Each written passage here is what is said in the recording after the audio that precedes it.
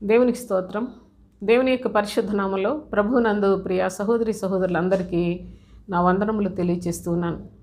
ప్రేమ కలిగిన తండ్రి ఆయన యొక్క మహాకృపలను తన ప్రజల ఎడల ప్రత్యక్షపరుస్తూ ఉన్నాడు. సృష్టిలో ఎందరో ఉన్నారు, కానీ అందరికీ దేవుని యొక్క కృప అనుగ్రహించబడలేదు. ఎందుకంటే ప్రభు అయిన క్రీస్తునందు విశ్వాసం ఉంచడానికి ఎంతమంది హృదయపూర్వకంగా ఇష్టపడుతున్నారు? కనుకనే ఎవరైనాను క్రీస్తునందు ఉన్నట్లయితే వారు నూతన సృష్టి అని చెప్పాడు. క్రీస్తునందు ఉండడానికి ఆయన యొక్క పరిశుద్ధమైన వాక్యాన్ని నమ్మి ఆయన బోధను విశ్వసించి ఆయన వెంబడించడానికి ఎందరు ఇష్టపడుతున్నారు? కనుక ఆయన యందు పూర్ణ మనస్సుతో విధేయత కలిగి జీవించే వారికి మాత్రమే తండ్రి తన కృపను అనుగ్రహించి ఉన్నాడనే సత్యాన్ని చాలా మార్లు నేను జ్ఞాపకం చేస్తూనే ఉన్నాను. అయితే మరి గత వీడియోలో మనము శరీరమందు చక్కగా కనిపిస్తే అనే షార్ట్ వీడియో గురించి కొంత వివరముగా మరి వీడియో చేశాను. మరి ప్రియ సహోదరి సహోదరులు చాలామంది ఆ వాక్యాన్ని చూసినందుకు కూడా నేను చాలా సంతోషిస్తూ ఉన్నాను. మరి చివరిలో మరికొన్ని సంగతులు తెలుసుకుందామని కూడా చెప్పాను కదా. అయితే ప్రభు యొక్క పరిశుద్ధమైన గ్రంథంలో నుండి మరి కొన్ని అనుభవాలు జ్ఞాపకం చేసుకుందాం. మొదటి సమూయేలు గ్రంథం 16వ అధ్యాయం మొదటి వచనాన్ని చదువుకుందాం. అంతటా యెహోవా సమూయేలుతో ఇలాగు సెలవిచ్చెను, ఇశ్రాయేలీల మీద రాజుగా ఉండకుండా నేను విసర్జించిన సౌలును గూర్చి నీవెంతకాలము దుఃఖింతువు? నీ కొమ్మును తైలముతో నింపుము. బెత్లెహేమీయుడైన యెషై యొద్దకు నిన్ను పంపుచున్నాను. అతని కుమారులలో ఒకని నేను రాజుగా నియమించుదును అని ప్రభు అయిన దేవుడు ప్రవక్త అయిన సమూయేలుతో, నీవు యెషై ఇంటికి వెళ్ళు, అక్కడ అతని కుమారుల్లో ఒకరిని నేను రాజుగా ఏర్పాటు చేసుకోబోతున్నాను. ఇశ్రాయేలీల మీద రాజుగా ఉన్న సౌలు నా యొక్క సన్నిధిలో నమ్మకముగా లేడు గనుక నేను యెషై కుమారుల్లో ఒకరిని రాజుగా నియమించుకోబోతున్నాను అని ప్రభు అయిన తండ్రి సమూయేలుకు చెప్పాడు. అయితే ప్రవక్త అయిన సమూయేలు 2వ వచనం చూడండి. నేను ఎట్లు వెళ్ళుదును? నేను వెళ్ళిన సంగతి సౌలు విని ఎడల అతడు నన్ను చంపున అనగా, నేను ఒకవేళ అక్కడికి వెళ్ళిన సంగతి సౌలుకు తెలిస్తే చంపేస్తాడేమోనని భయపడ్డాడు ప్రవక్త. ఎందుకంటే రాజులు వారి యొక్క అధికారాలు మరి అది మంచో చెడో వారి అధికారాన్ని చాలా విస్తృతంగా ఉపయోగించుకుంటారు కనుక ఎంత హాని కీడు చేయటానికి అయినా సరే వెనకాడరు కనుక ఆనాడు ప్రవక్త అయిన సమూయేలు కూడా భయపడినట్లుగా దేవుని యొక్క లేఖనాల్లో మనం చూస్తున్నాం. అయితే మరి దావీదు మహారాజు గురించి ఒక సామాన్య మానవుడిని పోల్చుకొని మాట్లాడుతున్న అజ్ఞానం మరి ఈ యొక్క వీడియోలో నుండి మీరు తొలగించుకుంటారని కూడా నేను మిమ్మల్ని వేడుకుంటూ తెలియచేస్తూ ఉన్నాను.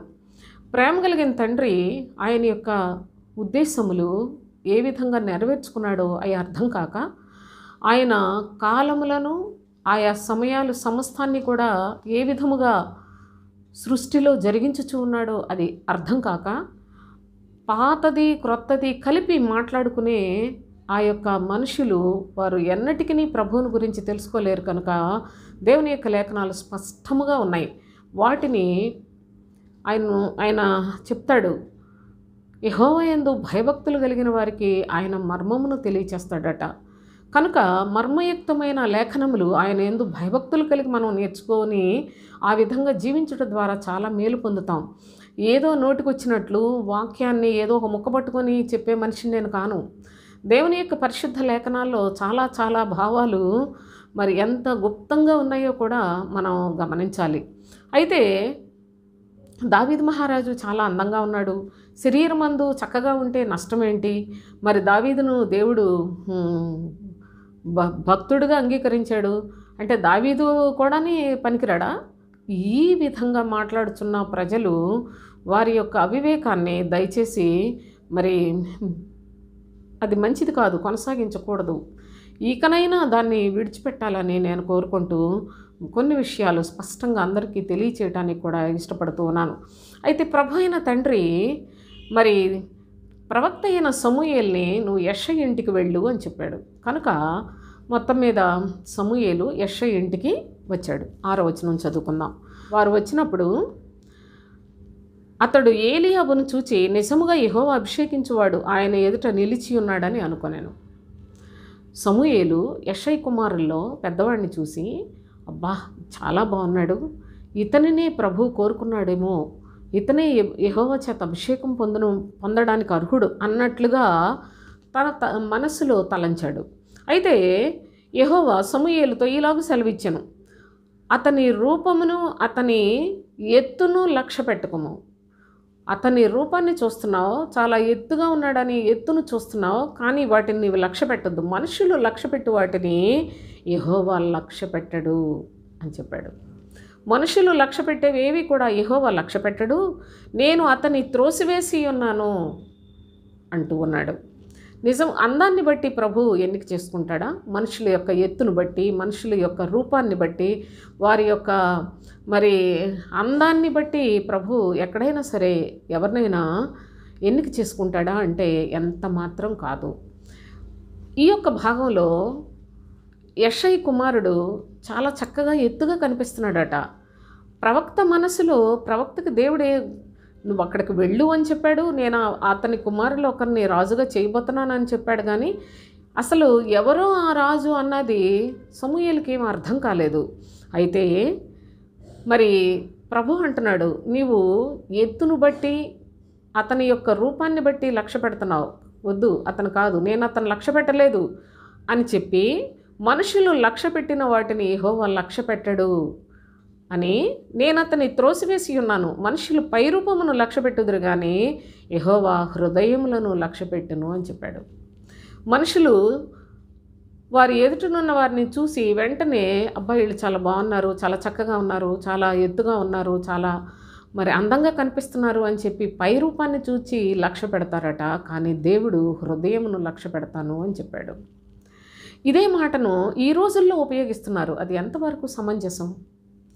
ఈ వాక్యాన్ని దేవుడు పై రూపాన్ని లక్ష్య పెట్టడు, మరి హృదయాన్ని లక్ష్య పెడతాడు కాబట్టి నువ్వు చెప్పేది అబద్ధ బోధ అంటున్నారు. నా ప్రియ సహోదరి సహోదరులారా, ఏ కాలంలో మరి దావీదు మహారాజును మరి అతని యొక్క రూపాన్ని ప్రభు ఈ మాట చెప్పిన సందర్భాన్ని ఇక్కడ వ్రాసాడు కూడా మీరు చూడాలి. దావీదు ఎటువంటి వ్యక్తితో కూడా చూడాలి. ఈ విధంగానే కొంచెం మనం చదువుకున్న తర్వాత ఆలోచించేద్దాం. చూడండి 8వ వచనం. అబీనాదాబును పిలిచి సమూయేలు ఎదుటికి అతన్ని రప్పింపగా అతడు యెహోవా ఇతని కోరుకొనలేదనెను. ఆ తర్వాత 3వ వాడిని పిలిచాడు. షమ్మాను పిలువగా అతడు యెహోవా ఇతనిని కోరుకొనలేదని చెప్తూ ఉన్నాడు. యెషయి తన 7 కుమారులను సమూయేలు ఎదుటికి పిలువగా సమూయేలు యెహోవా వీరిని కోరుకొనలేదని చెప్పాను. 7 కుమారులు అప్పటికే ఒకరి తర్వాత ఒకరిని చూపించాడట. కానీ ప్రవక్త అయిన సమూయేలు అంటున్నాడు యెహోవా వీరిని కోరుకొనలేదు అని చెప్పాడు. నీ కుమారులందరూ ఇక్కడ ఉన్నారా అని యెషయిని అడగగా అతడు ఇంకనూ కడసారి వాడున్నాడు, అతడు గొర్రెలు కాస్తూ ఉన్నాడని చెప్పాడు. గొర్రెలు కాయిచున్న అతన్ని వెంటనే రప్పించు. చూడండి, అందుకు సమూయేలు నీ వాని పిలిపించుము, అతడు ఇక్కడికి వచ్చే వరకు మనము కూర్చుందామని యెషయితో చెప్పగా, మనం కూర్చొని ఉందాం, ఎక్కడ గొర్రెలు కాస్తున్నాడు, ఎక్కడో ఉన్నాడు, అయితే నువ్వు పిలిపించు, నేను ఇక్కడే కూర్చుంటాను, ఆ చివరి వాడిని కూడా పిలిపించు అంటున్నాడు. ఇప్పటికీ 7 చూశాడు, వాళ్ళు ఎవ్వరినీ కూడా ఎన్నిక చేయలేదు ప్రభు అయిన తండ్రి. ఆనాడు మరి వీరి తండ్రి అయిన యెషయి కూడా ఏంటయ్యా ఎంతమందిని చూసావు, ఎవరో కాదంటున్నావు అని మాట్లాడలేదు. కానీ విధేయతతోటి అయ్యా నాకు 7 కుమారులు చూపించాను కదా నీకు, 7వ వాడు కడసారి వాడు గొర్రెలు కాస్తున్నాడని చెప్తే అయితే పిలిపించు, మనం అప్పటి వరకు కూర్చుందాం, వెయిట్ చేద్దాం అంటున్నాడు. ఎంత భక్తి కలిగిన కుటుంబమో ఆ కుటుంబాన్ని, మరి యెషయి ఎంత భక్తి కలిగిన వాడో, ప్రవక్తను ఆ ఇంటికి దేవుడు ఎందుకు పంపించాడో, ప్రవక్తకు ఎవరిని ఎన్నిక చేసుకుంటానని కూడా చెప్పకుండా, పలానా పేరు కలిగిన వాడిని నేను ఎన్నిక చేసుకుంటున్నానని చెప్పకుండా ప్రభు ఎంతగా మరి ఈ యొక్క కార్యక్రమం జరుగుతుందన్న విషయాన్ని మీరు కూడా ఆలోచించేయండి. అయితే దేవుని యొక్క ఉద్దేశములు ఏ విధంగా ఉంటాయో దేవుని యొక్క ఆలోచన ప్రవక్త కూడా గ్రహించలేదు అనే సత్యాన్ని కూడా మీరు ఇక్కడ గమనించాలి. అయితే అప్పుడు ప్రభువు తన యొక్క ఏర్పాటును తెలియచేయటానికి ఇష్టపడుచు ఉన్నాడు. నీ కుమారులందరూ ఇక్కడ ఉన్నారా? 11వ వచనం చూడండి. నీ కుమారులందరూ ఇక్కడ ఉన్నారా అని యెషయాను అడుగగా అతడు, ఇంకనూ కడసారి వాడున్నాడు, అయితే వాడు గొర్రెలను కాయిచున్నాడని చెప్పాను. గొర్రెలను కాయిచున్నాడని చెప్పాను. అందుకు సమూయేలు, నీవు వాని పిలిపించుము, అతడు ఇక్కడికి వచ్చే వరకు మనం కూర్చుందమని యెషయాతో చెప్పగా అతడు వాని పిలిపించి లోపలికి తోడుకొని వచ్చాను. 8వ వాడైన దావీదును లోపలికి పిలిపించాడట. అతడు ఎర్రని వాడును, చక్కని నేత్రములు కలవాడును, చూచుటకు సుందరమైన వాడునై ఉండెను. అతడు రాగానే, నేను కోరుకొనిన వాడు ఇతడే, నీవు లేచి వాడిని అభిషేకించుమని ప్రభువు ప్రవక్తతో చెప్పి అన్నాడు. గొర్రెలు కాసుకున్నవాడు ఎలాంటి పరిస్థితుల్లో ఉంటాడు? గొర్రెలను కాయిచు ఎక్కడెక్కడో తిరుగుతూ ఆ గొర్రెలను మేపుకుంటూ ఉన్న పరిస్థితిలో సరియైన బట్టలు ఉంటాయా? అతను తలదూకొని చక్కగా మంచి ఏమైనా సువాసన కలిగి ఉంటాడా? ఆ గొర్రెల వాసనతోటి ఎక్కడో తిరిగి ఎంత మరి చూడడానికి అసహ్యంగా కనిపించే పరిస్థితిలో ఉంటాడు. గొర్రెలు కాసే వాళ్ళని చూడండి, వాళ్ళ యొక్క రూపాలను చూడండి, మీరు ఎప్పుడైనా మనసు పెట్టి ఆలోచించేసి. అలాగున దావీదు కూడా గొర్రెలు కాయిచూ ఉండగా పిలిపించాడు తండ్రి. కానీ ప్రభువు చెప్తున్నాడు, నేను కోరుకొనిన వాడు ఇతడే, నీవు త్వరగా అతన్ని అభిషేకించు అని చెప్తున్నాడు ప్రవక్తతోటి. కనుక గొర్రెలు కాసేవాడికి బాహ్యంగా అందం లేకపోయినట్లయితే చక్కగా కనపడాలి అనుకొని వచ్చిన పరిస్థితులు ఏమైనా ఉంటాయా సోదరులారా? అలాంటి యోగ్యత కలిగిన దేవుని చేత ఎన్నిక చేయబడిన ఆ వ్యక్తిని ఎంత సులభంగా ఈ రోజుల్లో అబద్ధపు బోధకులకు అతన్ని పోల్చి మాట్లాడుతున్నారు. ఎంత తప్పు చేస్తున్నారో భయపడండి దేవునికి. అతని కాలం అప్పటిలాగా ఇప్పుడు ప్రవక్తని పంపించి మరి అభిషేకించడానికి కొమ్ములోని తైలం పోసుకొని వెళ్ళు అనేసి అని చెప్పిన పరిస్థితులు ఏమైనా ఉన్నాయా ఇప్పుడు? ఆ కాలం వేరు, అది తండ్రి కాలము, ధర్మశాస్త్ర సంబంధమైన కాలం. ఇప్పుడు మనం పరిశుద్ధాత్మ దేవుని యొక్క కాలంలో ఉన్నాం. ప్రభు అయిన యేసుక్రీస్తును ఏ విధముగా ఆయనను అనుసరించి జీవించాలో పరిశుద్ధాత్ముడు బోధించే కాలములో మనం బ్రతుకుతున్నాం. అయితే ఏ కాలములో ఏమి చేశాడు దేవుడని తెలియకుండా పాతది క్రొత్తది కలిపి ఇటు అటు మాట్లాడుకునే బోధకుల వలన ఈనాడు క్రైస్తవ సమాజం పూర్తిగా చెడిపోయి ఏమీ అసలు ఎక్కడ ఏ విధంగా జీవించాలో కూడా చాలా అర్థం లేని బ్రతుకుతూ మేము కూడా క్రైస్తవులు అనుకుంటూ మోసపోతూ ఉన్నారు సోదరులారా. దయచేసి చూడండి, శరీరమందు చక్కగా అగపడుగోరువాడుగా దావీదు దేవుని సముఖంలో ఉన్నాడా? దేవుడు ఎన్నిక చేశాడా? అసలు చక్కగా అందంగా ఎత్తుగా ఉన్న వాళ్ళు అందరూ కూడా ఉన్నారు. అయితే ఇక్కడ దావీదును కూడా ఏమని వ్రాసాడంటే, అతడు చాలా చక్కగా కనిపిస్తున్నాడు, ఎర్రగా ఉన్నాడంట, చక్కని నేత్రములట, అంతేకాకుండా చూచుటకు సుందరమైన వాడుగా ఉన్నాడు. దావీదును ప్రభు ఏర్పాటు చేసుకున్నాడు. తను దేవుని యొక్క భయభక్తులు ఎంత అత్యున్నతమైన స్థాయిలో కలిగి ఉన్నాడో తెలుసా? చూడండి ప్రభు ఏం చెప్పాడు. 1 సమూయేలు 13వ అధ్యాయంలో 14వ వచనం చదువుకున్నాం. యెహోవా తన చిత్తానుసారమైన మనస్సు గల ఒకని కనుగొని ఉన్నాడు. యెహోవా తన చిత్తానుసారమైన మనస్సు కలిగిన వాడిని కనుగొని ఉన్నాడట. కాబట్టి అతనిని నేను ఇశ్రాయేలీయుల మీద అధిపతిగా చేయబోతున్నానని దావీదుని గురించి ప్రభువే చెప్పాడు. దేవుని యొక్క లేఖనముల ప్రకారంగా మీరు ఆలోచన చేసినట్లయితే దావీదు దేవునికి చిత్తానుసారమైన మనస్సు కలిగిన వాడు సోదరులారా. కనుక దావీదు కన్నులు ప్రభువును చూచే కన్నులండి. అందుకే చక్కని కన్నులు అని మాట్లాడాడు, కానీ ఆ కన్నుల్లో ఏదో అందాన్ని చూసి ప్రభువు మాట్లాడలేదు. అందగాళ్ళని ఏర్పాటు చేసుకోలేదు ఆయన. దేవుని యందు భయభక్తులు కలిగిన పూర్ణ హృదయంతో ప్రభువును ప్రేమించిన హృదయం కలిగిన వారు ఆయనకి ఇష్టలైన వారిని ఏర్పాటు చేసుకున్నట్లుగా చూస్తాం. ఇదే అనుభవాన్ని అపోస్తుల కార్యాల్లో కూడా మీరు చూసినట్లయితే అపోస్తులుడైన పౌలు చాలా తేటగా దావీదుని గురించి ప్రభువు యొక్క ఉద్దేశాన్ని తెలియచేస్తూ ఉన్నాడు. అపోస్తుల కార్యములు 13వ అధ్యాయం 22వ వచనం చూడండి. తరువాత అతనిని అనగా సౌలును తొలగించి దావీదును వారికి రాజుగా ఏర్పరిచాను. మరియు ఆయన, నేను యెషై కుమారుడైన దావీదును కనుగొంటిని, అతడు నా ఇష్టానుసారుడైన మనుష్యుడు, అతడు నా ఉద్దేశములన్నీ నెరవేర్చునని చెప్పి అతనిని గురించి సాక్ష్యం ఇచ్చాను. ప్రభు అయిన దేవుడే దావీదుని గురించి సాక్ష్యం ఇచ్చి ఉన్నాడు.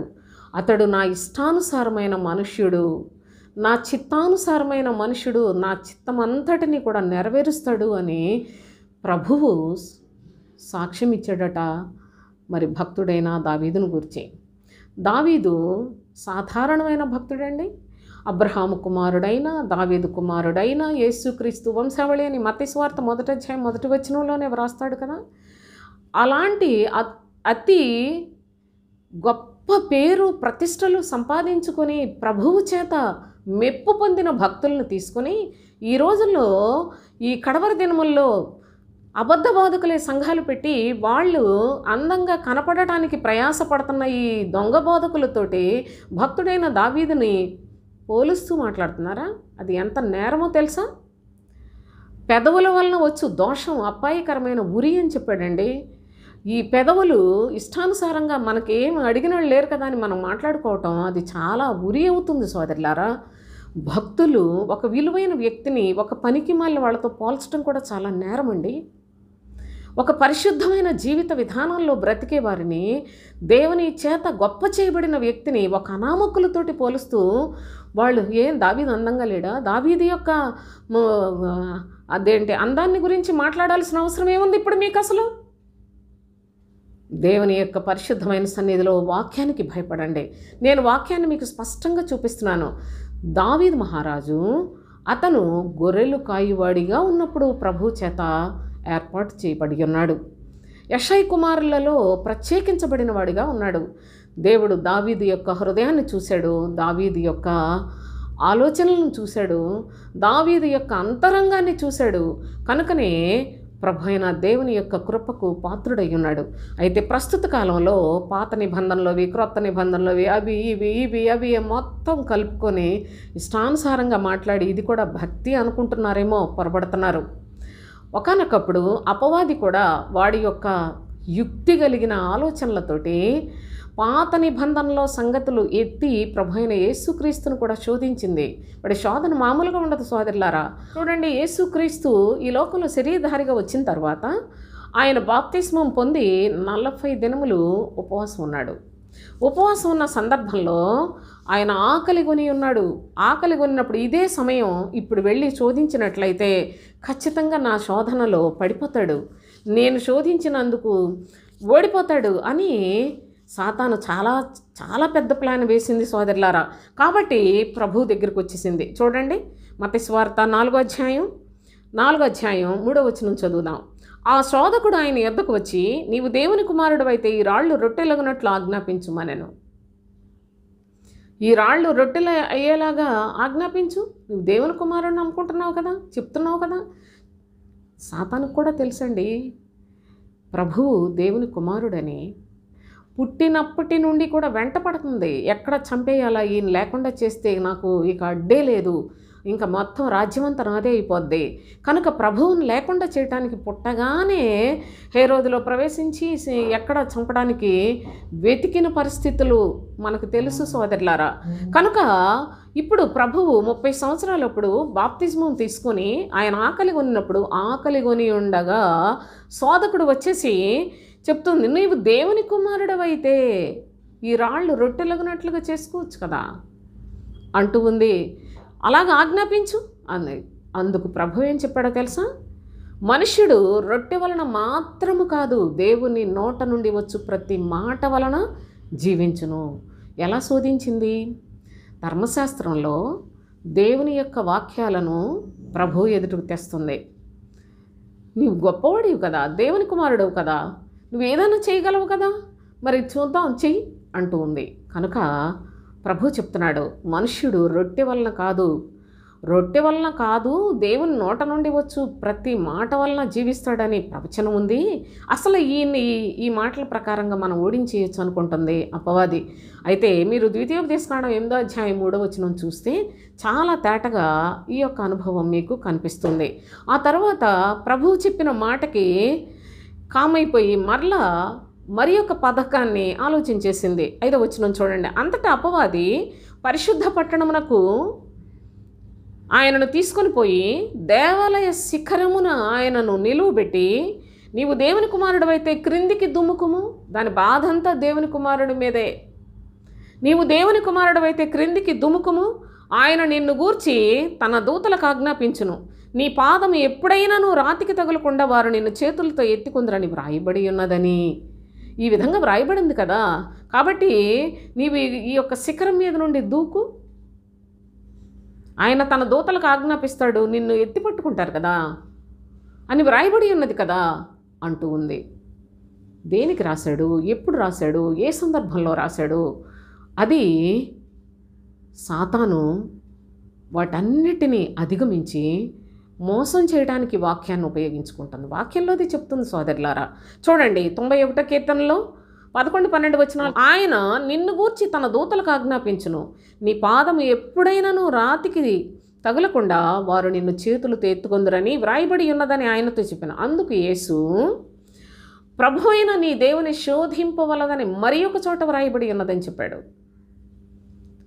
వాక్యాన్ని ప్రస్తుత కాలం మన యొక్క జీవిత విధానంలో కూడా మనము ప్రస్తుతం ఏది అనుసరించి నడుచుకోవాలో దాన్ని విడిచిపెట్టి, అప్పుడు దేవుడు భక్తులతోటి మాట్లాడిన మాటలు మీరు ఉపయోగించుకుంటారా?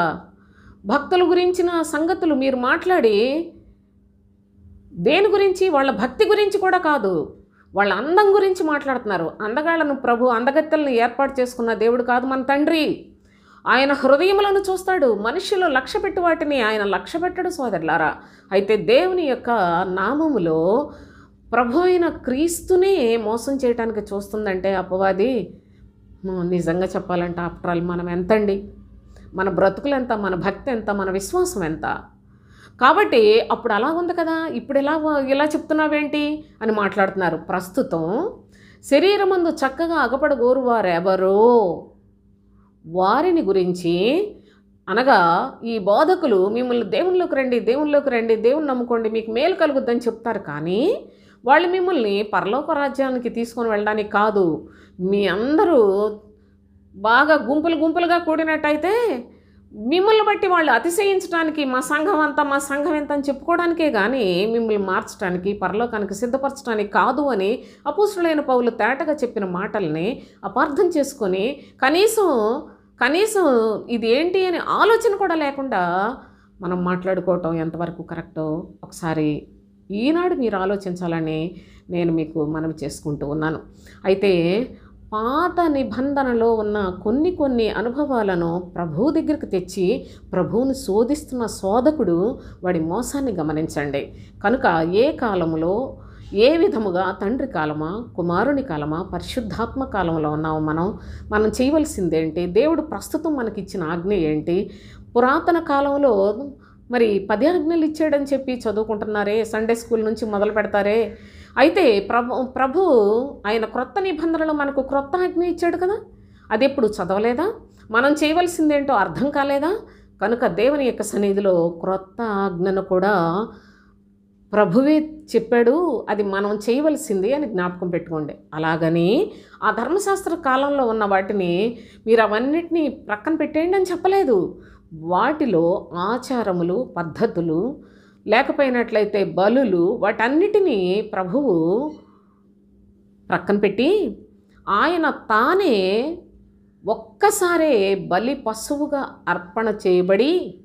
అర్పించబడి సర్వలోక రక్షకుడుగా, సర్వజనాలకు ఆయన విమోచనకు కారకుడుగా మన మధ్యలో శరీరధారిగా నివసించాడు. దేవుని యొక్క పరిశుద్ధమైన గ్రంథంలో మరి అంత భక్తుడైన దావీదు పాపం చేశాడు కదా అని మీరు అనొచ్చు. అవును, దావీదు పాపం చేశాడు. పాపం చేసినందువలన మనలాంటి వాళ్ళు ఆయన ఏదో పాపం చేశాడు, ఆయన కూడా మనలాంటి వాళ్ళు అనుకున్నట్లయితే మీకన్నా మరి ఇక మూర్ఖులు ఇంకా భూమండలం మీద ఎవరు ఉండరు సోదరులారా. ఆయన పాపం ఎందుకు చేశాడో కూడా నేను మీకు స్పష్టంగా తెలియచేస్తున్నాను. దావీదు ఏదో పాపం చేసి ఆనందించే అలాంటి మరి క్యారెక్టర్ కాదు అతనిది. ధర్మశాస్త్రము బలహీనమైనది. ఆయా సమయాల్లో ధర్మశాస్త్రము మనుషుల్ని శరీరమందు నెరవేర్చుచూ ఉన్నప్పటికీ బలహీనులుగా చేస్తుంది. ఈ వీడియో మీరు పూర్తిగా చూసి జాగ్రత్తగా ఈ లేఖనాలను పరిశీలన చేసి కడవరి దినాల్లో ప్రభు త్వరగా రాబోతూ ఉన్నాడు కనుక మీ యొక్క ఆత్మల యందు కూడా సిద్ధపడినట్లయితే మీకు చాలా మంచిది. చూడండి, ఇక్కడ ఏం చెప్పాడంటే ధర్మశాస్త్రము బలహీనమైనది అని మనకి ప్రభువే చూపిస్తూ ఉన్నాడు. రోమీలకు రాసిన పత్రిక 7వ అధ్యాయం 18వ వచనం చదువుదాం. నా యందు అనగా నా శరీరమందు మంచిది ఏదియూ నివసింపదని నేను ఎరుగుదును. ధర్మశాస్త్ర సంబంధంగా చాలా నిష్ఠ కలిగిన భక్తుడు, అన్ని విషయాల్లోనూ సంపూర్ణంగా దేవుని ఎడల అత్యాసక్తి కలిగిన వాడు అపోస్తులుడైన పౌలు సౌలుగా ఉన్నప్పుడు అతను కూడా ఇజ్రాయేలు వంశంలో ఉండి బెన్యామీను గోత్రములో పుట్టి దేవుని యందు అత్యాసక్తి కలిగిన వాడై ధర్మశాస్త్రంలో చాలా నిష్ఠ కలిగిన వాడై ఉండి గమలీయేలు అను మరి ఆ రోజుల్లో పెద్ద దైవజనుడి దగ్గర మంచి భక్తిని అభ్యసించిన వాడై ఉండి పరిసయుడై ఉండి ఎన్నో అర్హతలు కలిగి ఉన్నాడు. కానీ చాలా ధర్మశాస్త్రంలో చాలా పాండిత్యం కలిగి ఉన్నాడు అప్పటికే పౌలు అను సౌలు. అయితే అతను చెప్తున్నాడు, నా యందు అనగా నా శరీరమందు మంచిది ఏదియూ కానరాదు, అసలు ఏది లేదండి, అసలు మంచిది నివసించదు అని చెప్పాడు. అంటే నాకు మేలు చేయాలని కోరుకున్నది కానీ చేయలేకపోతున్నాను. ఎందుకంటే నా యొక్క బలహీనత ఎక్కడుందో తెలుసా? ధర్మశాస్త్రం తప్పు చేయొద్దు, పాపం చేయొద్దు, నీ పొరుగువానికి ఇబ్బంది పెట్టొద్దు అని ఈ విషయాలన్నీ చెప్పింది. కానీ పాపము చేయకుండా ఉండే శక్తిని ధర్మశాస్త్రం ఇవ్వలేదు. కనుకనే నేను నా శరీరమందు మంచిదేది లేదా అని ఆయనే స్వయంగా చెప్పుకుంటూ ఉన్నాడు. రోమా 7:24. అయ్యో నేనెంత దౌర్భాగ్యుడను, ఇట్టి మరణమునకు లోనగు శరీరము నుండి నన్ను ఎవడు విడిపించును? శరీరం చూస్తే మరణమునకు లోనైపోయిన శరీరం, ఈ శరీరం నుంచి నేను ఎలా విడుదల పొందాలి? నా శరీరంలో నేను చాలా భక్తిగా ఉండాలని కోరుకుంటున్నా, కానీ నా శరీరంలో మంచిది ఏది కూడా నివసించటం లేదు. ఎందుకని? నేను భక్తి, దేవుని యొక్క మాటలు, దేవుని యొక్క ఆజ్ఞలు వీటిని అనుసరించాలనే కోరికతోటి బ్రతుకుతున్నానే, అయినా నాలో పాపం నన్ను వెంటాడుతుంది, వేధిస్తూ ఉంది, నా శరీర అవయవాల్లోనే ఉండి అది నా మీద ప్రభుత్వం చేస్తూ ఉంది అని చాలా వివరాలు ఇచ్చాడండి. నేనైతే ఎంతో ఆసక్తితో ఉన్నప్పటికీ బలహీనుడిగానే ఉన్నాను. నా శరీరం అది చూడండి, ఆయన అంటున్నాడు, నేను ఎంత దౌర్భాగ్యుడను, ఇట్టి మరణమునకు లోనగు శరీరం నుండి నన్ను ఎవడు విడిపించును? ఈ శరీరాన్ని, ఇది చచ్చిపోయే శరీరమే, కానీ దీనిలో మంచిది ఏది నివసించటలేదు. నాకు చాలా ఆసక్తి ఉంది దేవుని ఎడల, నేను నిస్సహాయుడిగానే ఉన్నాను, నేనేం చేయను, అయ్యో ఎంత దౌర్భాగ్యుడను అని చాలా బాధతో తెలియచేస్తూ ఉన్నాడు. అయితే ధర్మశాస్త్రం యొక్క బలహీనత మనుషులను బలహీనులుగా చేసింది సోదరులారా. ఆ ధర్మశాస్త్రం యొక్క బలహీనతల నుంచి విడిపించడానికి ప్రభు అయిన యేసుక్రీస్తు పరలోకములో నుండి మన కొరకు దేవుని యొక్క కుమారుడు దిగివచ్చి సర్వలోకమునకు ప్రత్యక్షుడై ఉన్నాడు సోదరులారా. అంతేకాదు, ఎప్పుడైతే సౌలును దర్శించి ప్రభువు పౌలుగా చేశాడో అప్పుడు ఆయన ఏమన్నాడో తెలుసా? ఇప్పుడు చూడండి, రోమపత్రిక 8వ అధ్యాయంలో, కాబట్టి ఇప్పుడు క్రీస్తు యేసునందు ఉన్నవారికి శిక్షా విధి కూడా లేదు అని చెప్పాడు. ఇక క్రీస్తు యేసునందు ఉన్న వారికి ఏ శిక్షా విధి లేదు. ఎందుకు లేదు? యేసు ప్రభువుని నమ్ముకుంటే శిక్షలు లేవా అని మీకు అనిపించవచ్చు. కానీ ఏం చెప్పాడో తెలుసా? క్రీస్తు యేసునందు జీవమునిచ్చు ఆత్మ యొక్క నియమము పాప మరణముల నియమము నుండి నన్ను విడిపించెను అంటాడు. అనగా నా శరీరము పాపము మరణము ఏలుబడి చేయుచున్న దేహం. అయితే నేను ఎప్పుడైతే యేసుక్రీస్తును అంగీకరించానో ఆయనలో జీవమునిచ్చే నియమం ఉంది. అది నా యొక్క శరీరమును నేను ఏ విధముగా జయించగలనో ఆ సంగతులను నాకు బోధిస్తూ ఉంది. ఆత్మ నియమాన్ని నాకు నేర్పించింది. కనుక నేను శరీర స్వభావాన్ని నేను చంపేసుకోగలిగిన శక్తిని క్రీస్తు యేసునందు తండ్రి నాకు అనుగ్రహించాడనే సత్యాన్ని కూడా తెలియచేశాడు. అంతేకాదు దేవుని యొక్క లేఖనాల్లో అనేక సందర్భాల్లో ఆయన సాక్ష్యం ఇస్తూ ఉన్నాడు. ఏమనంటే చూడండి, కొలసీలకు రాసిన పత్రిక 2వ అధ్యాయం 11వ వచనం చదువుకుందాం. మీరును క్రీస్తు సున్నతి యందు శరీరేచ్ఛలతో కూడిన స్వభావమును విసర్జించి ఆయన యందు శరీరేచ్ఛలతో కూడిన స్వభావాన్ని మీరు విసర్జించి ఆయన యందు చేతులతో చేయబడని సున్నతిని పొందితిరి. శరీరేచ్ఛలతో కూడిన స్వభావం ఉందండి మానవుని యొక్క హృదయంలో, అంతరంగంలో, మనుషుని యొక్క రక్తంలోనే జీర్ణించుకుపోయిన ఒక స్వభావం ఏంటంటే శరీరేచ్ఛలతో కూడిన స్వభావం. ఈ స్వభావం చచ్చిపోతేనే కానీ మనకు పాపం మీద విజయం రాదు, మరణము మీద విజయం రాదు సోదరులారా. అంటే మనకు ధర్మశాస్త్రం సున్నతి గురించి చెప్పింది. శరీర సంబంధంగా చేతులతో చేయబడిన బాహ్య సంబంధమైన సున్నతిని గురించిన సంగతులు చెప్పాడు. అయితే ప్రభు అయిన యేసుక్రీస్తు సున్నతి నేను గత వీడియోలో చెప్పాను. హృదయమందును చెవుల యందును సున్నతి కలిగి ఉండాలి. హృదయంలో నిజముగా నూతన హృదయం మనలో తయారు కావాలి సోదరులారా.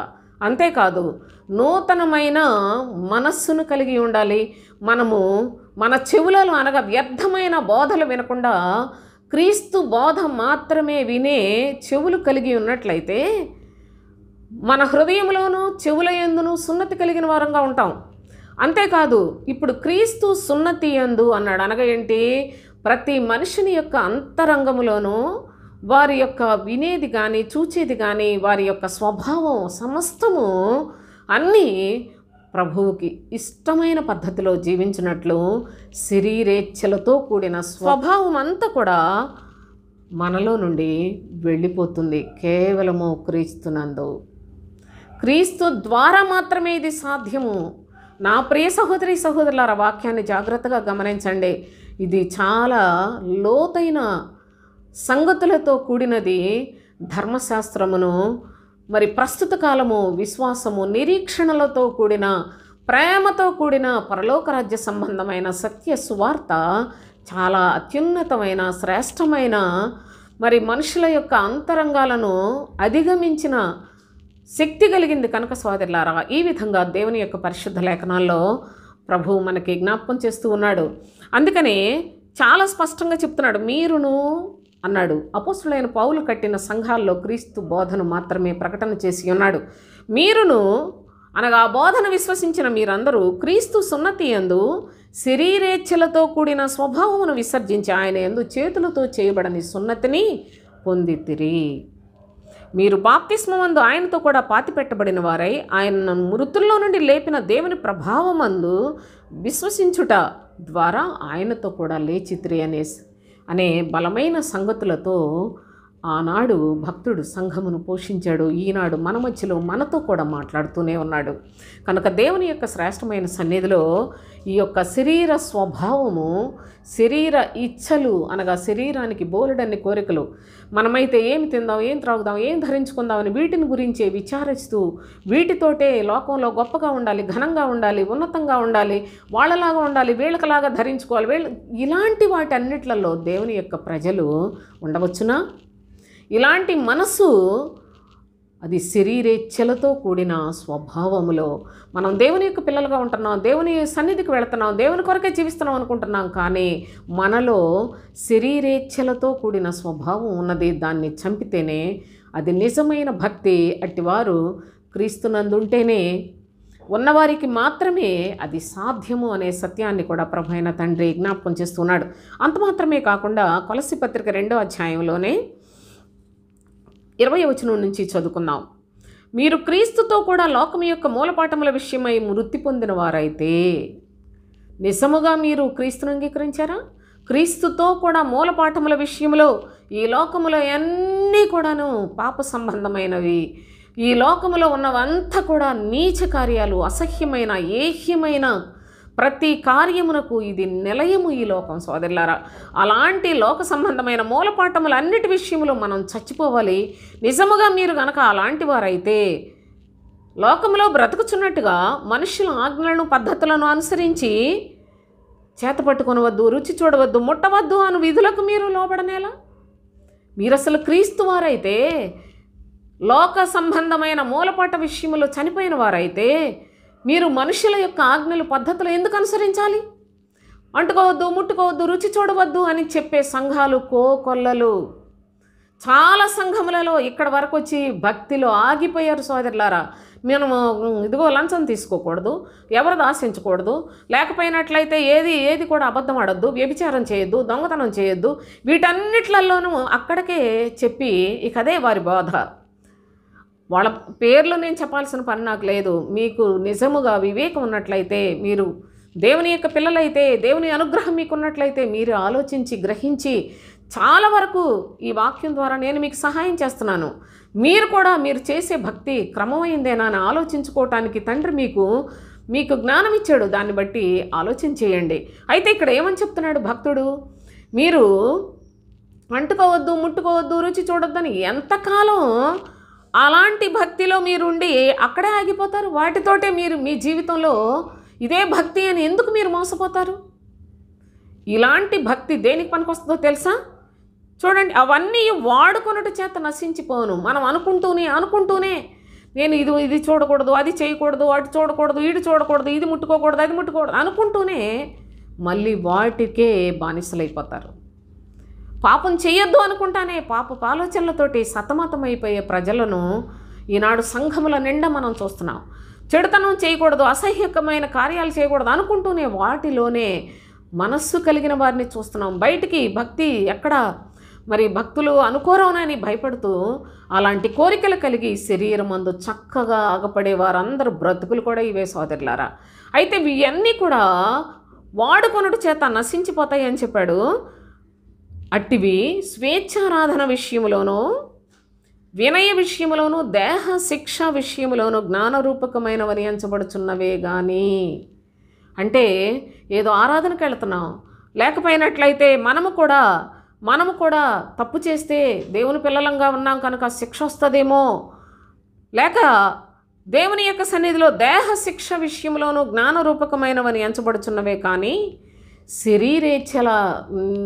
శరీరేచ్ఛలు నిగ్రహించే శక్తి ఆ భక్తిలో ఉండదు సోదరులారా. శరీరము చాలా చాలా భయంకరమైన పదార్థంతో తయారైందండి. ఈ లోకంలో మనిషి అనిన ప్రతి వాడి యొక్క శరీరం, ప్రతి స్త్రీ కానీ పురుషుడు కానీ ఎవరిదైనా పుట్టుకతోనే పాపపు స్వభావముతో తయారైన శరీరం అండి. కనుక ఈ యొక్క శరీరం దాని యొక్క దురాశలతోటి, దాని యొక్క మరి అంత పాపపు వాంఛలతోటి, శరీరము యొక్క కోరికలు అందంగా కనబడాలి, అలంకరించుకోవాలి, అవి ధరించుకోవాలి, ఇవి ధరించుకోవాలి. చూడండి, అసలు మనుషులు ఎక్కడ హద్దులేని ప్రవర్తిస్తుంది లోకం. కానీ దేవునిలో ఉన్నామని చెప్పుకొని వాళ్ళ అతిశయం చూడండి, వాళ్ళ పోకిరి చేష్టలు చూడండి, వాళ్ళు పెళ్లి చేసుకునే పద్ధతులు చూడండి, వాళ్లకు ప్రార్థనలు చేసే దుర్మార్గుల గుంపును చూడండి. ఎంత అసహ్యకరమైన క్రియలను ప్రోత్సహిస్తున్నారో. రేపు మన పిల్లలకు కూడా మనం ఇలాగే చేసుకోవాలనే దురాశలతోటి అక్కడ పోగవుతూ ఉంటారు సోదరులారా.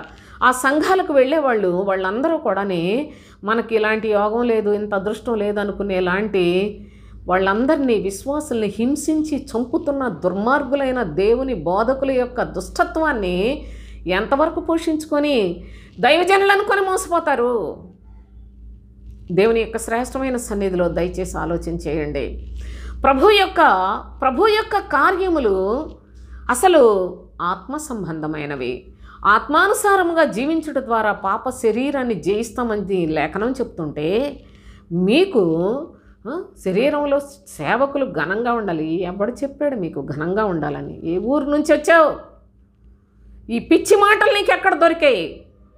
దేవుని యొక్క సేవకులు ఘనంగా ఉండాల్సిందే ఆత్మ విషయాల్లోనే, శరీరకంగా అందంగా అలంకరించుకునే విషయంలో కాదు.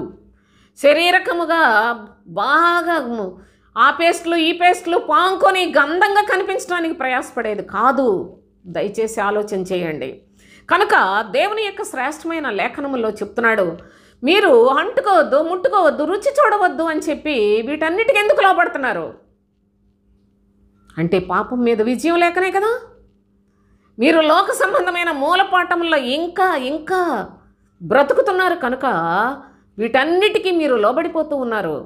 బయటకేమో దేవుడు దేవుడు అని నోరేమో దేవుని గురించి మాట్లాడుతుంది, చేతిలోనేమో పరిశుద్ధ గ్రంథం ఉంటుంది. కానీ ఆ పరిశుద్ధ గ్రంథంలో ఉన్న లేఖనాలలో కొంచెమైనా సాక్ష్యం లేని బ్రతుకులు బ్రతికేవాళ్ళు మీకు బోధకులు. అలాంటి సంఘాలకు వెళ్ళిన మీరు విశ్వాసులు. మీ యొక్క విశ్వాసం అనేది శ్వాస లేకుండానే చచ్చిన వాళ్ళతో సమానం అని చెప్పి లేఖనాలు తెలియచేస్తూ ఉన్నాయి. దేవుని వాక్యం భయపడరు, దేవుని యొక్క లేఖనములలో ఉన్న సత్యాన్ని గ్రహించరు, సత్యాన్ని అన్వేషించి ఎక్కడన్నా సరే ఎవరైనా చెప్తారని ఆశించే మనసు లేదు. ఏళ్ళేం కనుక మాకు ఇతనే బోధకుడు, సర్వం ఇదే, మేము వీళ్ళు చెప్పినట్టే వినాలనుకొని మోసపోతున్నారు. క్రీస్తుని చూడరా మీరు? క్రీస్తు సిలువను చూడరా? క్రీస్తు సిలువ మన కొరకు ప్రాణం పెట్టి మనకు జీవం ఇవ్వటానికి, చచ్చిన మనల్ని బ్రతికించడానికి, పాపముల చేత అపరాధముల చేత చచ్చిన మనలను బ్రతికించుటకు ఆయనేమో సిలువ మీద వేలాడితే మీరేమో మీ పాస్టర్ల అందచందాలు చూసుకొని వెర్రవీగిపోయిన దుష్టత్వంతో ఒకళ్ళనొకళ్ళు పొగుడుకుంటూ ఈ విధమైన దుర్మార్గపు భక్తిని చేయమని పరిశుద్ధ గ్రంథం తెలియచేస్తుందా? మిమ్మల్ని బట్టి కాదా దేవుని యొక్క పరిశుద్ధ నామానికి అవమానమని లేఖనాల్లో ప్రభువు చెప్పింది? ఇలాంటి మనము నోటితో దేవా తండ్రి అని ప్రార్థన చేయటం కాదు, క్రియలే సోదరులారా. ఆలోచన చేయండి. అయితే ప్రభు ఏమంటున్నాడో తెలిసిన, మీరు వీటన్నిటినీ అనుసరించుటకు మీకేంటి సంబంధం? మీరు క్రీస్తుని ఎరిగిన వారు కారా అని తర్వాత ఏం చెప్పాడో తెలుసా? అట్టివి స్వేచ్ఛారాధన విషయంలోనూ వినయ విషయంలో వినయంగా కనపడడానికి పనికొస్తుంది ఇలాంటి భక్తి. బాబోయ్ పాపం చేస్తే శిక్ష వస్తుందేమోనని భయపడే భక్తే. కానీ ప్రభువా నీవు నా కొరకు ప్రాణం పెట్టావు, నేను నా శరీరాన్ని జయించి నిన్ను వెంబడించే మార్గంలోనే ప్రయాణం చేస్తానని చెప్పుకోలేరా? అదే మాటను ఇక్కడ అంటున్నాడు. దేహ శిక్ష విషయంలోనూ జ్ఞానరూపకమైనవని ఎంచబడుచున్నవే కానీ శరీరేచ్ఛా నిగ్రహ విషయములో ఎంత మాత్రము ఎన్నిక చేయదగినవి కావు. నిజముగా అంటుకోవద్దు, ముట్టుకోవద్దు, రుచి చూడొద్దని చెప్పుకున్నంత మాత్రాన మీరు భక్తులైపోరు. శరీరేచ్ఛలు మీలో చావవు. మీలో శరీరేచ్ఛలు మీలో అంటున్నాను, నీకు లేవా అని నన్ను అనొచ్చు మనందరిలో సోదరులారా. నేనేంటో, నా పని ఏంటో, నా పరిస్థితులు ఏంటో నా దేవునికి తెలుసు అని నేనేదో మిమ్మల్ని మోసకరంగా మీకు చెప్పి నేను చేయని మనిషిని కాను. దేవుని యొక్క పరిశుద్ధమైన సన్నిధిలో వాక్య ప్రకారంగా జీవించి బోధిస్తే అది సత్యం. అందరికీ ఇదే బైబిల్ కదా. ఈ వాక్యాలు ఎన్నైనా చెప్పొచ్చు, కానీ చేసి చెప్తే అది సత్యమైన వాక్యం. చేయకుండా చెప్తే చెప్పిన వారు అబద్ధికులు, అబద్ధ బోధకులు. జ్ఞాపకం పెట్టుకోనండి. సరే, ఇక్కడ ప్రభువు శరీరేచ్ఛలు నిగ్రహించుకునే శక్తి రావాలి, వాటిని చంపేసే శక్తి రావాలి అంటే కేవలము క్రీస్తునందు మాత్రమే సాధ్యము. క్రీస్తునందు మాత్రమే సాధ్యము. ఎందుకనగా చూడండి, భక్తుడు ఏమని తెలియచేస్తున్నాడంటే గలతీయులకు రాసిన పత్రిక 5వ అధ్యాయం 24వ వచనం చూడండి. క్రీస్తు యేసు సంబంధులు శరీరమును దాని ఇచ్చలతోనూ దురాశలతోనూ సిలువ వేసి ఉన్నారు అని చెప్పాడు. క్రీస్తు యేసు సంబంధులు శరీరమును అట చంపేస్తారు. ఎలా చంపేస్తారో తెలుసా? ఏదో ఒకటి ఊరేసుకోనో లేకపోతే ఏదో హాని చేసుకోనో కాదు. శరీర స్వభావానికి సంబంధించిన కోరికలన్నిటినీ చంపే శక్తి కేవలం క్రీస్తు యేసు సంబంధులకు మాత్రమే ఉంటుంది.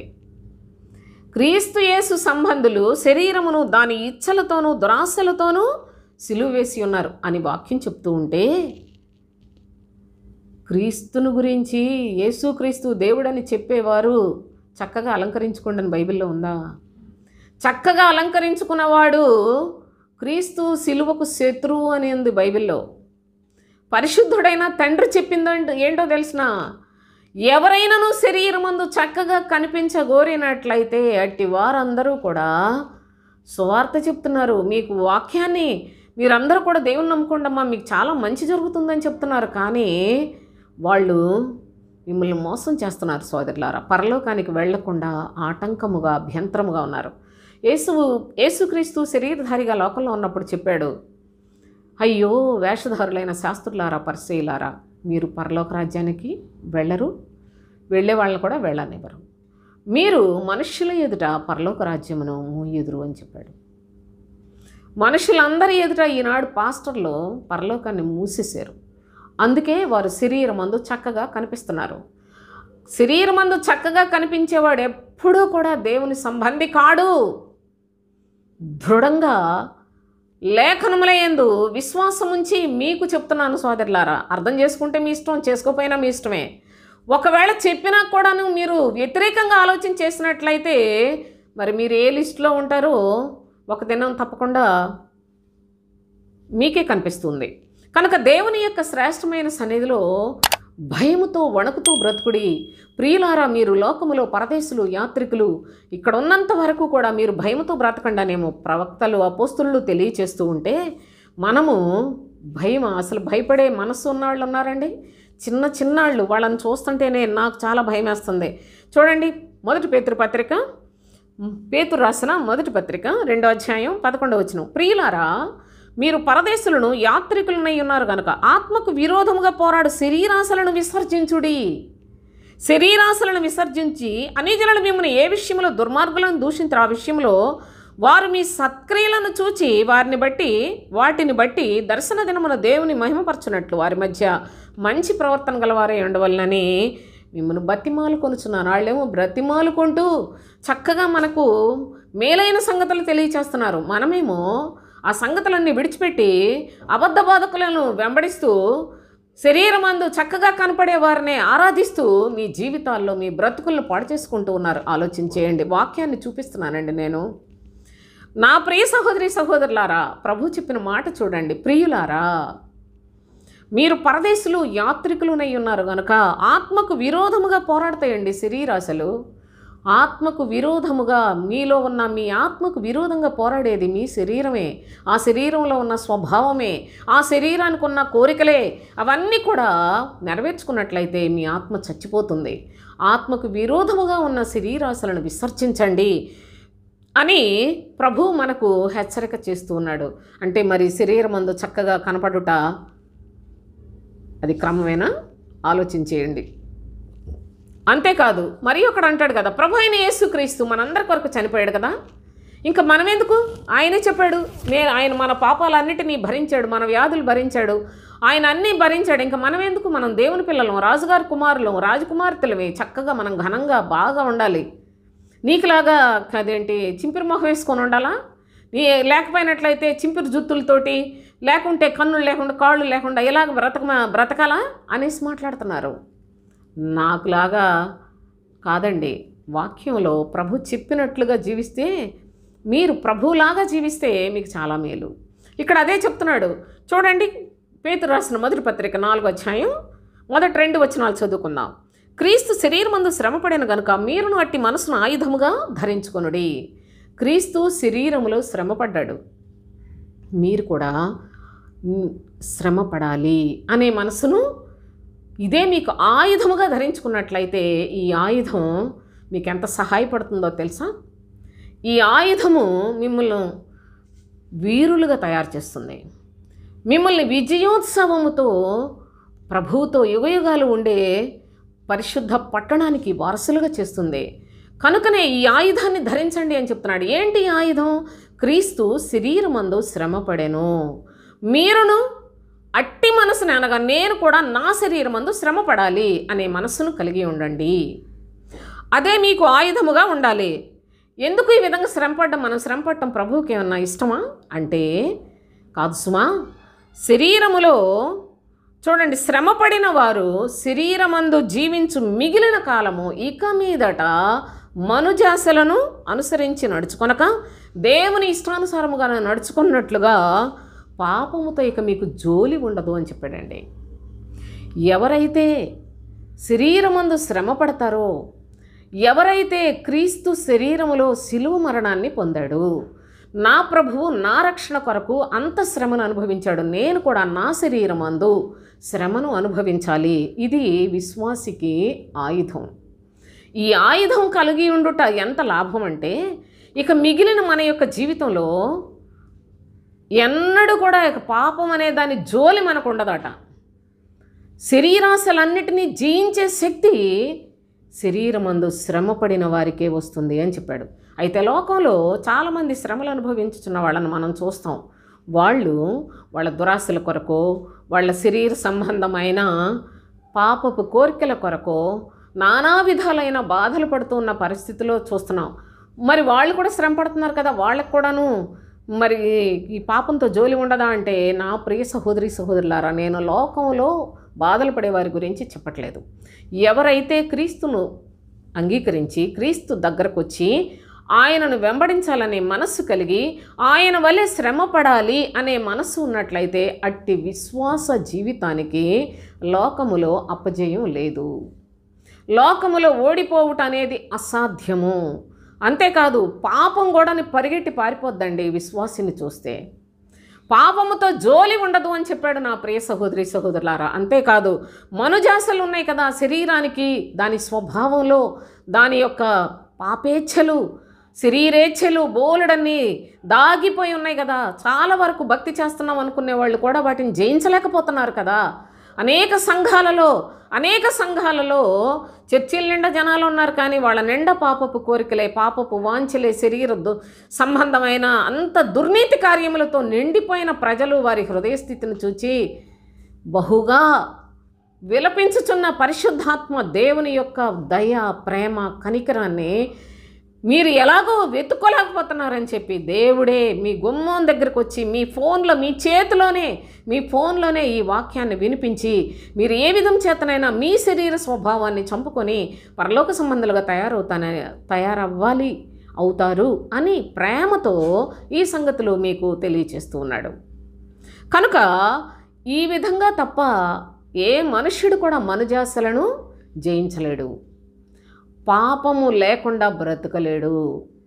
ఎవరైతే క్రీస్తునందు నా ప్రభువు ఏ విధముగా శరీరములో శ్రమపడ్డాడో నేను నా శరీరమందు శ్రమ పడాలి, శ్రమయే నాకు లాభము, శ్రమయే నాకు మేలు. ఈ శ్రమ ఉండటం వల్ల అన్నిట్లలోనూ అణిగి ప్రతి విషయంలోనూ పరిశుద్ధతను కలిగి దేవుని మీద ఆధారపడి దేవుని యొక్క నీతిని సంపాదించుకునే చక్కని ప్రవర్తన అలవర్చుకోవటానికి వీలు కలుగుతుంది. కనుక అలాంటి కృపలను క్రీస్తు నందు తండ్రి మనకు అనుగ్రహిస్తూ ఉన్నాడు. దయచేసి మీరు ఈ సంగతులన్నిటిని కూడా ఆలోచిస్తారని కోరుకుంటూ ఉన్నాను. అయితే మరి దేహము ఎలా ఉండాలి? శరీరాన్ని జయించడానికి ఆయుధం ఏంటో చెప్పుకున్నాం. పాపపు స్వభావము శరీరంలో ఏ విధంగా దాచబడి ఉన్నదో చెప్పుకున్నాం కదా. మరి ప్రభువు మన దేహమును ఏ విధముగా ఉండాలని మనకి తెలియచేస్తున్నాడు. కొరింథీయులకు రాసిన మొదటి పత్రిక 6వ అధ్యాయంలో 19-20 వచనాలు చదువుకుందాం. మీ దేహము దేవుని వలన మీకు అనుగ్రహింపబడి మీలోనున్న పరిశుద్ధాత్మక ఆలయమై ఉన్నదని మీరు ఎరుగరా? మీ దేహము మీలోనున్న పరిశుద్ధాత్మకు దేవుని చేత మనకు అనుగ్రహించబడిందట. మనలో పరిశుద్ధాత్ముడు ఉన్నాడట. ఆ పరిశుద్ధాత్మకు మన దేహము ఆలయముగా ఉండాలని చెప్పాడు. దేవునికి ఆలయముగా ఉండాలి మన దేహం అని చెప్పాడు. అందుకే ప్రభు దేవునికి ఏది అనుకూలమైనదో ఉత్తమమైనదో దాన్ని జాగ్రత్తగా పరిశీలన చేసి సజీవయాగముగా మీ దేహమును ఆయనకు సమర్పించుకునుడి అని తెలియచేశాడు రోమీయులకు రాసిన పత్రిక 12వ అధ్యాయం 1వ వచనంలో. అయితే ఇక్కడేమని చెప్తున్నాడంటే మీ దేహము దేవుని వలన మీకు అనుగ్రహించబడింది. ఈ అనుగ్రహించబడిన ఈ దేహములో పరిశుద్ధాత్ముడు నివాసం చేస్తే చక్కగా మీ దేహము దేవునికి ఆలయముగా ఉండాలని ప్రభువు కోరుకుంటూ ఉన్నాడు. మరి శరీరం అందు చక్కగా కనబడాలని కోరుకుంటుందా అలాంటి దేహం? నా ప్రియ సహోదరి సహోదరులారా, దేవుని యొక్క చిత్తము ఎరుగక ఎందరో బోధకులైపోయారు. ఏమి తెలియకుండా బోధకులైపోయి సంఘాలు పెట్టి ప్రభు పరిశుద్ధ నామానికి దూషణ కలుగు చేస్తూ అక్కడ ప్రజలందరి ఆత్మలను చంపుతూ ఆ దొంగ బోధకులు వారి కోరికలను నెరవేర్చుకుంటూ దేవుని యొక్క సేవను అసలు ప్రతి చోట దేవుని యొక్క సేవని పిలువబడుతూ దేవుని నామంలోనే మోసకరమైన ప్రవర్తన కలిగిన వారు విస్తరించిపోయిన ఈ కడవరి దినాల్లో ప్రభు చెప్తున్నాడు, అమ్మా నా కుమారుడా, మీ దేహము దేవునికి ఆలయము. అంతేకాదు మీరు మీ సొత్తు కారు, నా సన్నిధికని వస్తున్నారు, నా స్వరక్తం ఇచ్చి కొనుక్కున్నాను మిమ్మల్ని. మీరు మీ సొత్తు కాదు మీ ఇష్టం వచ్చినట్లు జీవించడానికి నేను విలువ పెట్టి కొన్నాను కనుక మీ దేహముతో దేవుని మహిమపరచుడి అని చెప్పాడు. దేహముతో దేవుని మహిమపరచుడి అంటే అందంగా అలంకరించుకొని అబ్బా ఎంత అందంగా ఉన్నారు అని మహిమపరుస్తారా? లేక తండ్రి చిత్తానుసారముగా శరీరేచ్ఛలను చంపివేసి క్రీస్తు సిలువ యందు తప్ప మరి దేని యందు కూడా నేను అతిశయించనని చెప్పిన భక్తుల మార్గంలో నడుచుకుంటూ మనము కూడా క్రీస్తు సున్నతి యందు శరీరము దాని ఇచ్చలన్నిటినీ చంపేసుకొని హృదయశుద్ధి కలిగి ప్రభు కొరకు సాక్షార్థముగా జీవించే పద్ధతిలో ప్రభువును వేడుకోవాలా? ఏదో ఆలోచించండి. దేవుని యొక్క చిత్తానుసారముగా శరీరమందు చక్కగా అగపడుట అనేది ఎంత ఘోరమైన పాపమో, చక్కగా కనిపించాలి అని మనుషుని యొక్క మనస్సులో లోకస్తులు దేవుని ఎరగని వారు అనుకొనుట వాళ్ళు పాపంలోనే ఉన్నారు కనుక వాళ్ళకి దానికి పెద్ద నేరం కాదేమో. కానీ దేవుని యొక్క సేవలో ఉండి దేవుని యొక్క సన్నిధిలో ఉండి అందంగా కనిపించాలి అనుకునేది ఎంత పాపమో దేవుని యొక్క లేఖనాల ప్రకారంగా మీకు ఎన్ని లేఖనాలు చూపించానో ఇవి కూడా మీకు అర్థం కాకపోయినట్లయితే మీ మీద దేవుని కృప లేదు అని కూడా రూఢిగా లేఖనాలను బట్టి నేను మీకు తెలియచేస్తూ ఉన్నాను. అయితే ప్రభు అయిన తండ్రి చెప్తున్నాడు, మీ దేహము దేవునికి ఆలయముగా ఉండాలని. ఒకానొకప్పుడు యేసయ్య దేవుని ఆలయానికి వెళ్ళాడు. అక్కడ అందరూ విస్తారంగా వ్యాపారం చేస్తూ ఉన్నారు. ప్రభు వాటన్నిటినీ చెదరగొట్టి నా యొక్క దేవుని మందిరము సమస్త జనులకు ప్రార్థనా మందిరం అని చెప్పాడు. నా యొక్క దేవుని మందిరమును వ్యాపారపు ఇల్లుగా చేయొద్దని చెప్పాడు. దేవుని యొక్క మందిరము దొంగల గుహగా చేసేడు వారు ఎందరో ఉన్నారు. దొంగల గుహలైపోయినాయి ఈనాడు.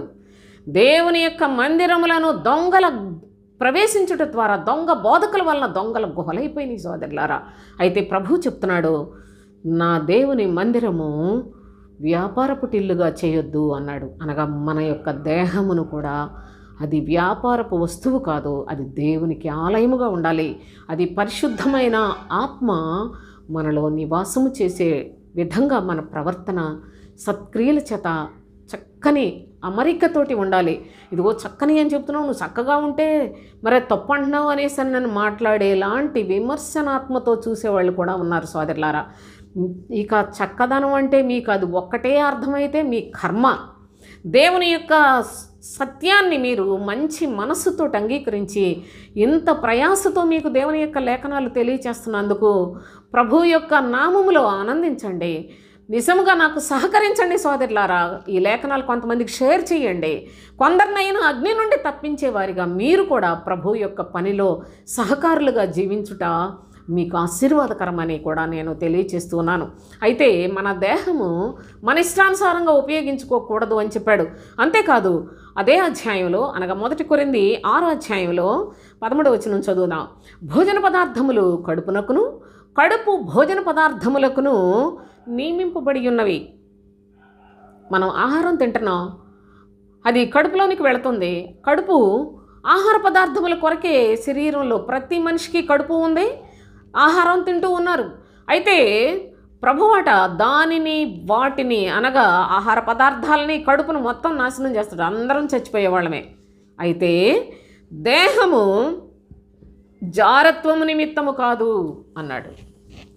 దేహము జారత్వము నిమిత్తము కాదు అనగా మీ ఇష్టానుసారంగా దాన్ని ఉపయోగించుకున్నట్టుకు కాదు. జారత్వము అనగా మనస్సులో ఆలోచనలు పుట్టి అలా ఉంటే బాగుండు, ఇలా ఉంటే బాగుండు, ఈ బట్టలు అయితే బాగుండు, అలా చేస్తే బాగుండు, ఈ ధరించుకుంటే బాగుండు అని రకరకాల ఆలోచనలు ఆలోచిస్తారు చూసారా. హృదయముతో చేసే పాపం జారత్వం, బాహ్యముగా శరీరముతో చేసే పాపం అది వ్యభిచారం అని చెప్పాడు. కనుకనే ప్రభు ఏమంటున్నాడు, వ్యభిచారుణులారా ఈ లోక స్నేహము దేవునితో వైరమని మీరు ఎరుగరా అన్నాడు. లోకంతో కలిసిపోయి దేవుని దగ్గరకు వచ్చేవారు అందరూ కూడా దేవుని దృష్టిలో వ్యభిచారుణులే అని ప్రభు తెలియచేశాడు. అంతేకాదు ఇక్కడ ఏమంటున్నాడు, భోజన పదార్థములు కడుపు భోజన పదార్థములకు నియమింపబడి ఉన్నవి, దేవుడు వాటిని నాశనం చేయను. అయితే దేహము జారత్వము నిమిత్తము కాదు. మరి దేని కొరకు? అది ప్రభువు కొరకే. ప్రభువు కూడా దేహము నిమిత్తమే. చూడండి, ప్రభు దేహం నిమిత్తమే అంటే మనము దేహముతోనే కదా ఏ క్రియ చేసినా, మంచైనా చెడైనా ఏది చేసినా దేహంతోనే కదా చేస్తాం. దేహముతో చేసిన ప్రతి క్రియను అది మంచిదైతే దేవుని పక్షంగా వెళ్ళడానికి, అది చెడ్డ క్రియ అయితే శ్రమ, శిక్ష లేక అగ్నికి ఆహుతి అయిపోవడానికి శరీరంతో చేసిన క్రియలే కదా ఆధారం. కనుక దాని శిక్షను అనుభవించేది ఆత్మ. మనలో ఉన్న ఆత్మ చాలా విలువైంది. మనం దేహంతో చేసిన ప్రతి పని, అది మంచిదైనా చెడ్డదైనా ఏదైనా, మన ఆత్మ దాన్ని తీసుకోవలసిన పరిస్థితులు ఉన్నాయి. కనుక ప్రభువు ఈ దేహంతో చేసే ప్రతి చెడుతనానికి కూడా సమాప్తి కలుగుటకై, అనగా ముగింపు చేయటానికి, అనగా వాటిని చంపడానికి ప్రభువు మన దేహము ఎలాగూ జీవించాలో మాదిరి చూపించాడు. అంతేగాని ఆ చూపించకపోతే అసలు మనం మారం కదా.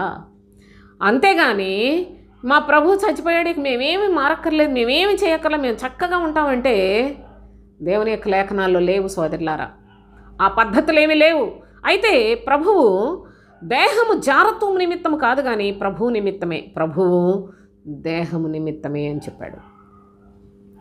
దేహములో నీవు ఎలాగో జీవించాలో అది చూపించుటకు ప్రభువు నీ కొరకు మరణాన్ని ఇష్టపూర్వకంగా అనుభవించాడు. తన మనస్ఫూర్తిగా మనందరి కొరకు ప్రాణం పెట్టాడు. సృష్టిలో మరెవ్వరూ కూడా లేరు పాపుల కొరకు వారిని మార్చటానికి, వారిని పరిశుద్ధులుగా చేయటకు ప్రాణం పెట్టిన వాళ్ళు మరెవ్వరూ లేరు. ఈయనే దేవుడు, ఈయనే దేవుని యొక్క కుమారుడు. ఆ దేవుని కుమారుడే సర్వాధికారి అయిన దేవుడిగా న్యాయ సింహాసనాసీనుడయ్యుండి సర్వలోకానికి తీర్పు తీర్చటానికి ఆయన కూడా ఒక దినమును నిర్ణయించి ఉన్నాడు. కనుక ఆ దినం కొరకు అందరూ పరిగెడుతున్నారు. మనము కూడా వారితో పాటు శిక్ష పొందకుండా తండ్రి మనకు హెచ్చరిక చేస్తున్నాడు, గద్దిస్తూ ఉన్నాడు, బుద్ధి చెప్తూ ఉన్నాడు, మనస్సు మార్చుకోండి అని ప్రేమతో పిలుస్తూ ఉన్నాడు. ఆయన తండ్రి కనుక మనల్ని ఎలా పిలిచినప్పటికీ ఆయన ప్రేమతోటే పిలుస్తూ ఉన్నాడు. దయతో మీరు కూడా ఈ లేఖనములను మనసులో పెడతారని నేను వేడుకుంటూ ఉన్నాను.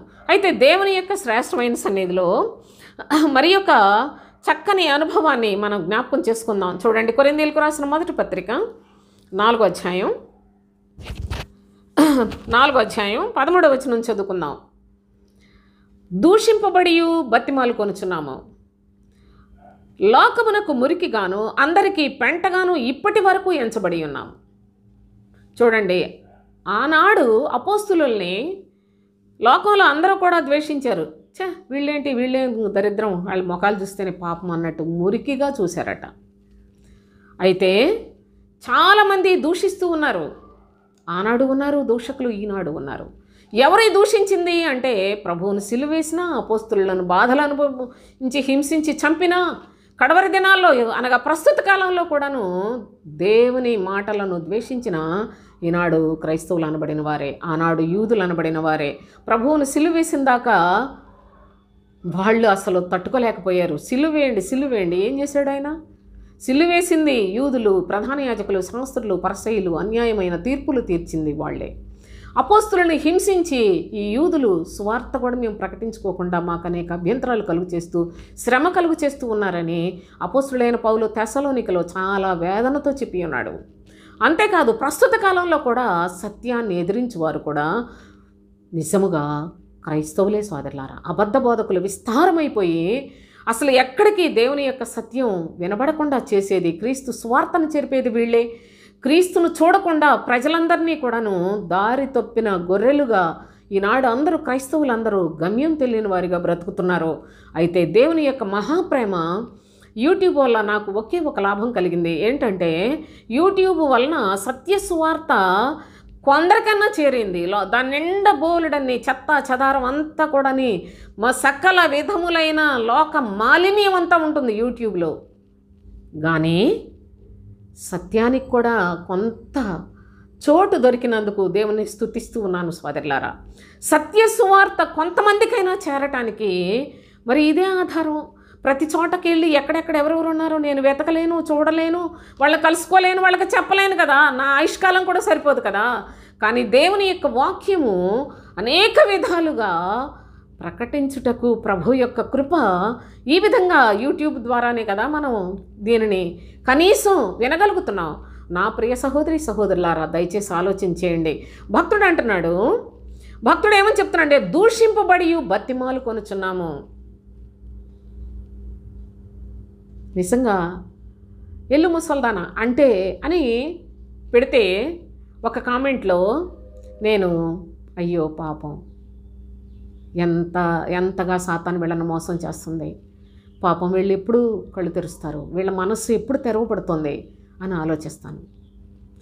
అంతేకాదు దేవుని యొక్క నామంలో వాళ్ళు నిజంగా అలా కాదు, మీరు ఎలా అయినా మారితే బాగుండు అనేలాంటిది దేవుని సన్నిధిలో వేడుకుంటూ బ్రతిమాలుకుంటూ పని చేయటం జరుగుతుంది సోదరులారా. ఏదేదో నేను అపోస్తులైన పౌలుతోటి పోల్చుకొని మాట్లాడటల్లా, సత్యానికి ఈనాటికి కూడా చూడలేదు కనుక ఉదాహరణగా చెప్తున్నాను. అంతేగాని వారి పాద ధూళిలో 1,00,000 వంతు కూడానే నేను పనికిరాని ఆ ధమురాలనండి. నా ప్రియ సహోదరి సహోదరులారా, నేను సత్యమే చెప్తున్నాను. ఏదో అతిశయంగా గొప్ప అనిపించుకోవడానికి తగ్గించుకోవట్లేదు నేను, నా నిజస్థితి అది. అయితే దేవుని యొక్క మహా ప్రేమ చేత భక్తుడు చెప్తున్నాడు, మేము లోకమునకు మురికిగా కనిపిస్తున్నాం, అంతేకాదు అందరికీ పెంటగా కనిపిస్తున్నాం. అన్ని ప్రజలకు మురిగ్గా కనిపించినా కనీసం దేవుని ప్రజలు వాళ్ళు కూడా పెంటలాగా చూసే పరిస్థితులు ఉన్నాయంటే అసలు ఎక్కడుందో క్రైస్తవ్యం, ఎక్కడున్నారో అసలు ఎక్కడున్నారు? చర్చిలకు వెళ్ళే వాళ్ళని చూడండి, వాళ్ళ యొక్క వేషధారణ చూడండి, వాళ్ళ వస్త్రధారణ చూడండి, వాళ్ళ ప్రయాసంతా దేనికో చూడండి. వాళ్ళంతా ప్రార్థన తెల్లవారు 4 గంటల నుంచి యూట్యూబ్లో వాక్యాలతో దట్టించేస్తున్నారు స్వస్థత కొరకు. ఇక ఆ ప్రార్థనలకి అంతమే లేదు. ఎందుకు చేస్తున్నారో వాళ్ళకి తెలియదు. అది చెప్పేవాడు ప్రార్థన చేయండి అనేసరని అడుగుతున్నాము, ఎవరిని అడుగుతున్నారో అసలు అది దేవుని మనిషా కాదో కూడా తెలియదు. కానీ అసలు విస్తారంగా తెల్లవారి 4 గంటల నుంచి కూడా ప్రజలందరికీ మోసం చేయటానికి కంకణం కట్టుకొని తిరుగుతోంది సాతాను. వాళ్ళు చేసే ప్రార్థనలు అన్నీ శరీర సంబంధమైనవి, శరీరం కొరకే, శరీర సంబంధమైన వారి యొక్క సరదాల కొరకే కానీ, గొప్పల కొరకే కానీ దేవుని యొక్క భయం ఉన్నదా? అసలు ఆ వినే పాస్టర్కే కాదు, ఆ ప్రార్థన చేయమని అడుగుతున్న ఆ జనాంగానికి అసలు ఏమైనా దేవుని మీద ఆధారపడే మనసు ఉందా? విశ్వాసం ఉందా? భయం ఉందా? అసలు ఎక్కడికి వెళ్ళిపోతుంది ఈ క్రైస్తవ్యం అంతా? నా ప్రియ సహోదరి సహోదరులారా, ఇలాంటి వారికి సత్యవాక్యం పెంటలాగా కనిపిస్తుంది. అందుకే భక్తుడు అంత స్పష్టంగా చెప్పాడు, మేము దూషింపబడి బతిమాలు కొనుచున్నాము, లోకానికి మురికిగా కనిపిస్తున్నాం, అందరికీ పెంటలాగా కనిపిస్తున్నాం అనేసి భక్తుడు ఎంతగా వేడుకుంటూ ఈ సంగతులను మనకు తెలియచేస్తున్నాడో ఒకసారి మీరు ఆలోచించాలని కోరుకుంటున్నాను. కొరింథీయులకు రాసిన 2వ పత్రిక 2వ అధ్యాయం 16వ వచనం చదువుదాం. నశించు వారికి మరణార్థమైన మరణపు వాసనగాను రక్షింపబడి వారికి జీవార్థమైన జీవపు వాసనగాను ఉన్నాము అన్నాడు. ఈనాటికి కూడా నశించిపోయే వారికి పరిశుద్ధులు, భక్తులు, అపోస్తులు, ప్రవక్తల యొక్క మాటలు చాలా చులకనగా ఉన్నాయండి. చాలేంటి వాళ్ళన్నీ అంతా పిచ్చోళ్ళలాగా ఉంటారు.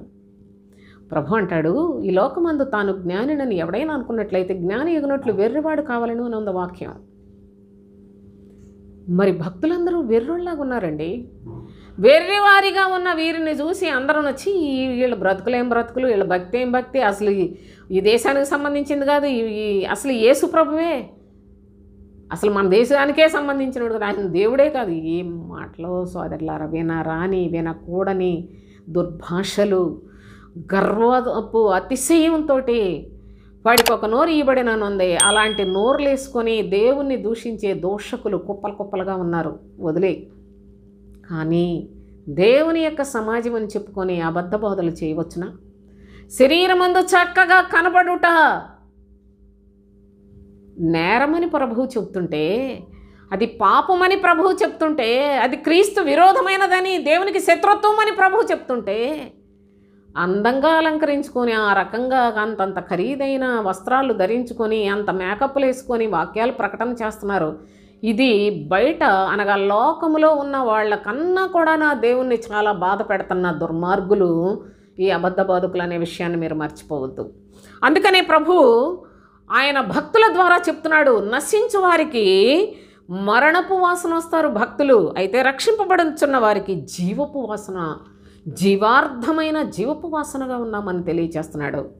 నా మట్టుకైతే అపోస్తులైన పౌలు ఆయన చెప్పిన ప్రతి అక్షరం క్రీస్తును గురించిందే. ఆయన శరీరములో నుండి క్రీస్తును చూపించాడు. పౌలు చెప్పిందంతా క్రీస్తు బోధన మాత్రమే. తండ్రిని కుమారుని విశ్వాసముతో వెంబడించే చక్కని పద్ధతులను చెప్పాడు.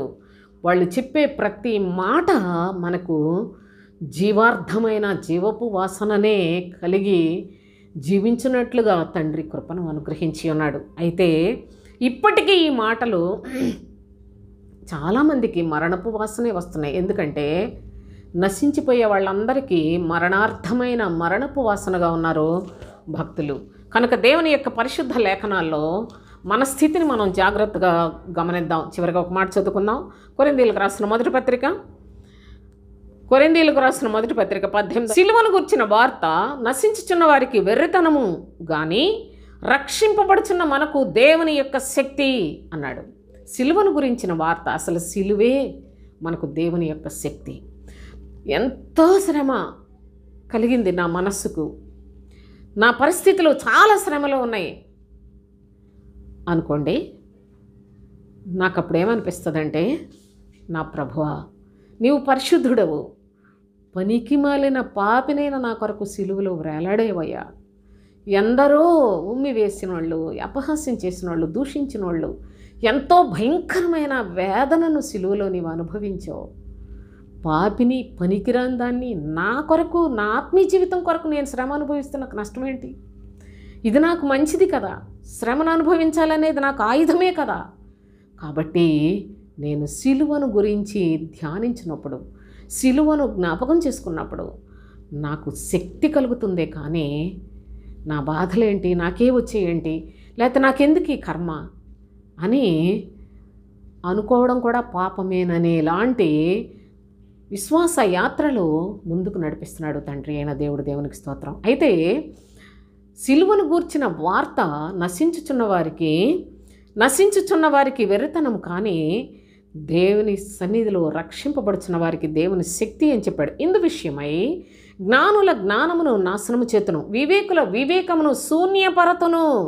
ఈ లోక జ్ఞానము, ప్రకృతి సంబంధి అయిన జ్ఞానము, దయ్యముల జ్ఞానము, లేకుంటే ఈ లోకములోనే ధర్మశాస్త్ర సంబంధమైన జ్ఞానం కలిగిన వారు ఎందరో ఉన్నారు. ప్రభు అట సిలువ దగ్గర ఈ జ్ఞానుల జ్ఞానమును, వివేకుల వివేకమును మొత్తాన్ని కూడా శూన్యం చేసి పడేస్తానని చెప్తున్నాడు. చూడండి, జ్ఞానుల జ్ఞానమును నాశనం చేస్తాను, వివేకుల వివేకమును శూన్యపరతను అని వ్రాయబడి ఉన్నది. అయితే చూడండి, జ్ఞాని ఏమయ్యను, శాస్త్రి ఏమయ్యను, ఈ లోకపు తర్కవాది ఏమయ్యను, ఈ లోక జ్ఞానము దేవుడు వెర్రితనముగా చేసి ఉన్నాడు అని తెలియజేస్తున్నాడు. ఈ లోక జ్ఞానము వెర్రితనమే, ఈ లోక ధనము మోసం చేసేదే, ఈ లోకములో అందంగా కనిపించుట అనేది దేవునితో శత్రుత్వం పెట్టుకునేదే, ఈ లోకము స్నేహముతో చేయుట అనేది వ్యభిచారముతో సమానమే. కనుక దేవుని యొక్క పరిశుద్ధ లేఖనాల్లో శరీరమును ఎప్పటికప్పుడు అణుచుకునే పద్ధతి, శరీర ఆశలను చంపుకునే పద్ధతి, శరీరమును జయించి విజయోత్సవముతో ప్రభువు నామమునకు మహిమకరముగా జీవించే పద్ధతి కేవలము క్రీస్తు బోధ ద్వారా మాత్రమే మనకు లభిస్తుంది. క్రీస్తు యేసు సంబంధులు శరీరమును దాని ఇచ్చలతోనూ దురాశలతోనూ మొత్తం సిలువేసి పడేస్తారు అని చెప్పిన సత్యాన్ని గమనించండి. నా ప్రియ సహోదరి సహోదరులారా, ఈ లేఖనములన్నీ కూడా ఈనాడు మనము ఆచరించవలసినవి, అనుసరించవలసినవి, క్రీస్తును వెంబడించవలసిన లేఖనాలు, పరిశుద్ధాత్మ శక్తి చేత మనకు అనుగ్రహించబడుతున్న లేఖనాలు. ఈ వాక్యమును విని విశ్వసించి క్రీస్తును వెంబడించటానికి సిద్ధపడతారని ఆశిస్తూ ఉన్నాను. ఎందుకంటే ఏ ఒక్కళ్ళో కావాలని మాట్లాడినే కాదు, వాళ్ళందరికీ కూడా అసలు సత్యం ఏంటో తెలియాలి, ఈ కాలం ఏంటో తెలియాలి. అప్పుడు దేవుని యొక్క భక్తులు వారి యొక్క మనస్సు, వారి యొక్క స్వభావం అంతా కూడా ప్రభువునందు వాళ్ళు ఎంత పరిశుద్ధులు, వాళ్ళతోటి ఏదో పోల్చేసుకొని మనం కూడా ఏదో గొప్పోళ్ళలాగా భావించుకొని అనవసరమైన శాపాలకు పరుగులెట్టకండి. దేవుని యొక్క చిత్తాన్ని తెలుసుకొని దేవుని కృపకు పాత్రులుగా ఆయన రాజ్యానికి వారసులమగునట్లుగా పౌరులుగా మార్పు చేసుకొని జీవించడానికి శరీరమందు శ్రమపడుట అనే ఆయుధాన్ని ధరించుకొని సాగిపోదాం. మరి ఈ యొక్క వాక్యాన్ని ముగిస్తాను. దేవునికి స్తోత్రం.